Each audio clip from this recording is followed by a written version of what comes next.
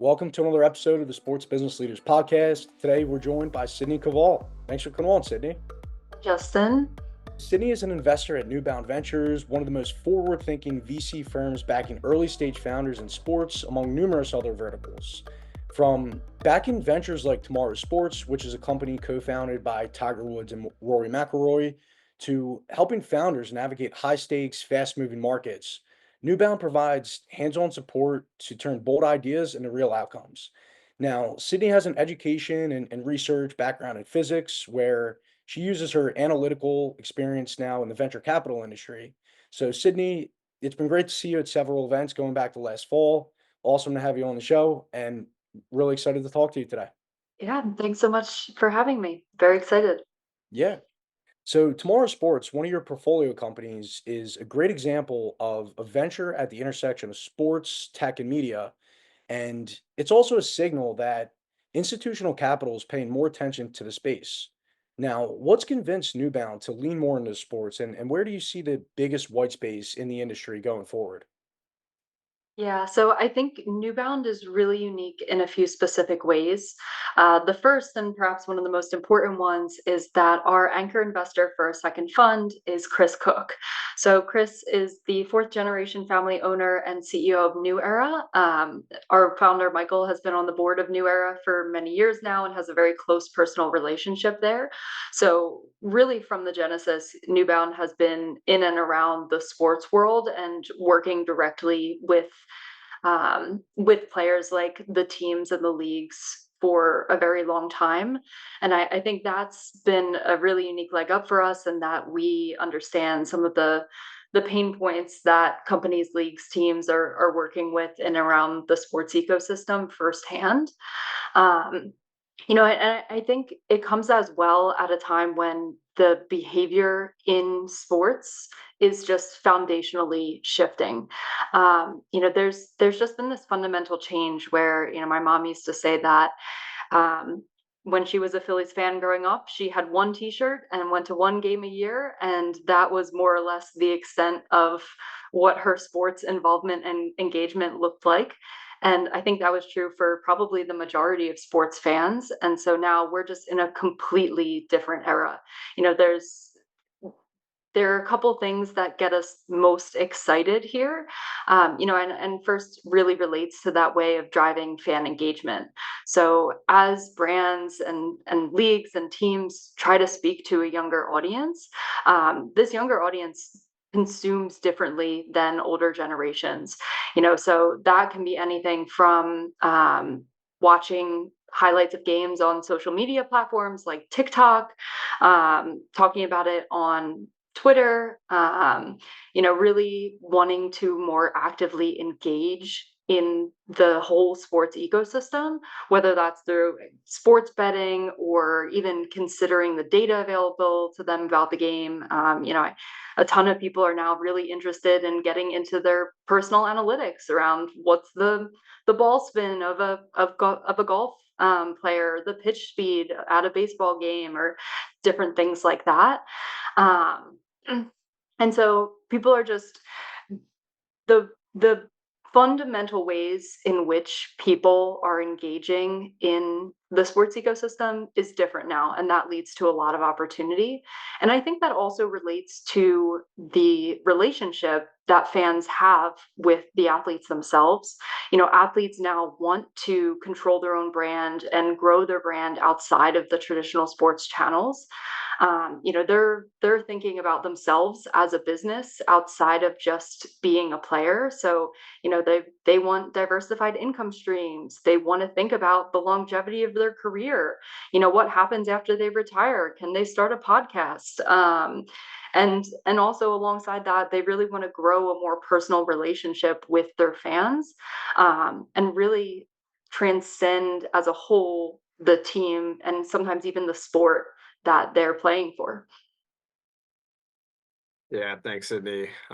Great to have you on the show. You've been a huge supporter of us and the sports business leaders community at events. You've been coming and showing up ever since we were like 20-ish people meeting up, and then we can't even go back to that brewery because it's too big now. So it's really cool to have you on the show. Big Yeah, shout it's out been to great to Jane. see. Yeah, big shout out to James from, I guess, introducing us like a year ago up at Glasswing Ventures up in Boston. So we miss him in Philly, but it's We cool do. to seen your involvement with the group and hear from you today. And yeah, the evolution of fan engagement has been fascinating. Our second question is a little bit more on the founder side, the innovators who are building and making a difference in this fast changing innovation ecosystem. That is the sports world that Justin and I play, and I know it's one of the verticals that NewBound is in, among others. But what we've seen in sports is, from the founder side, the builders, it's often their network, the speed that their team, where they are pushing the needle forward, maybe some sort of edge, some experience that they have, that can really provide a difference for them pushing forward and building something in the ecosystem, especially when they're competing against all these other startups. You see big companies who have corporate venture funds that are investing in different things, like what happened lately with Dick's Sporting Goods. But what are the when you are looking at founders and companies during the due diligence process? What are the traits and what are the things within their business model? Like, what are some of the things that you look for on the founder side? Yeah, so a few things. I would say one of the biggest standouts is that we usually get excited when the founder is some sort of industry expert who has experienced the pain points firsthand.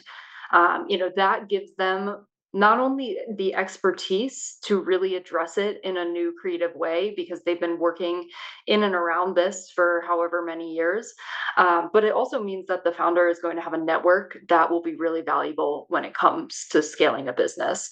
Even if it's a warm relationship for a sort of pilot or co-development relationship or things like that, that can be a huge difference maker at the earliest stages of a brand's journey. And an extension of that as well is that working with the teams and the leagues can be a notoriously lengthy and onerous process. So having any degree of relationships there, and even just beyond the founder level, do you have an advisor or a head of sales on your team that is going to be able to sell into those organizations? I mean, sometimes just knowing the right person to talk to or to get in front of can be a challenge and not be clear. So that can be very helpful. And it also can take time to build trust with these big organizations. And anytime you have a working relationship with them previously, that's a foot in the door that you're otherwise still going to have to create. And I would also say that the hope generally is once you have piloted with one team or have a contract with the league, then you can kind of use that as a proof point, and kind of use that to act as hope that that can act as a catalyst, to get either more introductions straight from that league or to get people interested and hearing about your product and the value that it's bringing to customers already. Sydney, as you know, sports nowadays, they're full of celebrity-backed ventures and flashy launches. Many end up failing to build sustainable businesses. So how do you filter out the real businesses from the noise, like the startups that are just building with a high caliber name? Yeah, that's a really great question. And we see this all the time across the consumer landscape, not just in sports, whether that's a consumer product or even a service related to a celebrity. So, I think there are two ways of first looking at this. Are the celebrities founders or are they backers of the business? So I think it can be really easy to get caught up in a name, even just knowing that they're coming into the round and investing in the company. But I think from both a company perspective and an investor perspective, it can be really valuable to look more deeply into what is that celebrity's reputation as an investor. There are some celebrities out there that are incredibly sophisticated and even have their own venture capital firms. And for companies building in this space, getting connected to some of those might bring really valuable connections to their ability to scale the business. But then there are also names and celebrities who really just do it because they can, and they enjoy kind of being a ride along in some of these companies.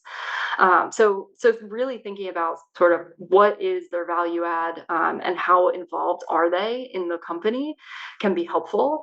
And then on the founder side of things, really digging into what will this person be doing, what is with the business. So what are they contractually obligated to provide to this company? And then also thinking about how are they incentivized. So we've seen this a variety of different ways when it comes to a founder, being one of the celebrities, or sorry, a founder being a celebrity of the company. Obviously Tomorrow Sports is a great example of that. And really across the ecosystem, we've seen a variety of things like giving founders equity, and if it is equity, how much equity are they getting? If it's more on the product side of things, what are they getting a percentage of sales for each product sold? And also, how does that product really align with their personal brand, and do they want to continue to put this out into the world and really speak to it as something that resonates with them, or is this more of just a fun side project? And so, I think a great example of this as well is in the new leagues. So I think there was a point where we were seeing maybe a new league a week, a couple months ago. And obviously most of those involve celebrities as well. One of our main thesis areas around leagues is that you do need to have that star power involved, for us to get interested. Um, and so just beyond who is involved, and when we take a look more into the fundamentals of the business, things like what is actually happening under the hood does matter. So if you are running a new league, how are you going to be putting on that event? And is it really feasible to be doing that on a business scale? And how do you scale this business going forward? So, how much does it cost to actually put on your event? What are your distribution channels? Do you have a deal secured with ESPN or another network to broadcast your event? And then even just down to the smallest things, like how much of an impact does weather have? And you have a specific time slot, on TV that you have to fit into. Something like weather can seem really small, but if that ends up being a major disruption to being able to fit in your time slot, that can be something that can make the networks kind of consider if this product, one, not only is it worth signing a distribution contract with you, but then also, um, is is this something that could be a real reliable, way to fill a time slot that they need filled? So lots of different ways to think about it beyond just who's involved, and sort of getting under the hood as well. Yeah, it's great, Sydney. Thanks for that. It's good perspective. So our last two questions were a little bit more on like how you're analyzing the founder and how you do diligence on them, and then how you analyze the company. And this question is a little bit more about how the founder analyzes themselves and their own company to provide the best narrative, the best positioning for them to attract partners, attract those, like you said, professional celebrity athletes to be a part of it, and ultimately attract investors and have that right story and that right real business positioning is what we're going to be asking about. But they struggle with that venture case. They might have a great idea, they might have a good product, but it's like unclear about how to scale that and turn it into a real big company one day. So what advice would you have to founders who are trying to do that, to build that momentum, to win over investors, to tell that right narrative and pitch more like a big company one day than just another product that's kind of working in the early phase right now? Yeah, so obviously sports is just such an incredibly broad ecosystem, and there's so much opportunity across it, in various sectors. So it does depend a little bit where you're building within sports. Generally in this current environment, and obviously this is a little bit of a point in time answer as well, is you really want to be pitching a platform and not just a product. Differentiation can be pretty hard these days, especially given the current sort of uncertainties in some of the markets. So, some companies have been reluctant to pay for new products. And what we've really seen working is proving some sort of clear cost efficiency or ROI to a variety of players. And so I think that's the second part in the extension of that question is really, can you sell into the sports ecosystem? Do you have one customer, one type of client that is really the only people who are going to be interested in using your product, or are there a variety of players within this ecosystem that can benefit from it? So maybe you only sell to teams today, but in the future, can you be selling to brands who are looking to advertise or sponsor within the ecosystem? Can you be selling into other sources of entertainment or other entertainment venues more generally?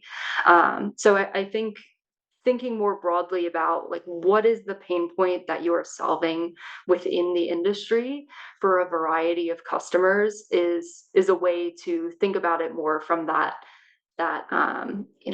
big vision, big idea side of things. Yeah, those are all great points and definitely important points to consider as you're starting your own business. Thanks again for sharing all these insights. It's been a real pleasure to just learn from you today. Any last words you'd want to share with the audience today?